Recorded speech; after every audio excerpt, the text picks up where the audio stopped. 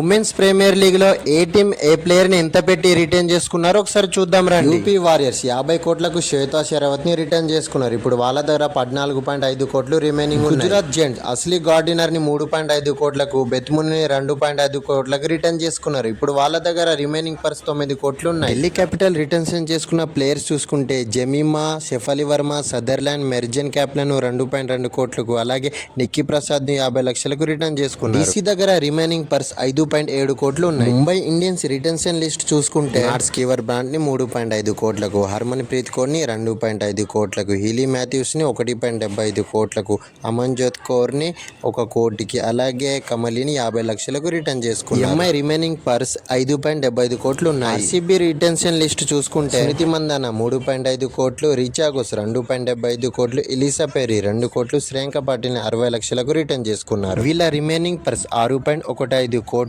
వీడియోని లైక్ చేసి మరిన్ని ఇలాంటి క్రికెట్ అప్డేట్ కోసం ఛానల్ని సబ్స్క్రైబ్ చేసుకోండి.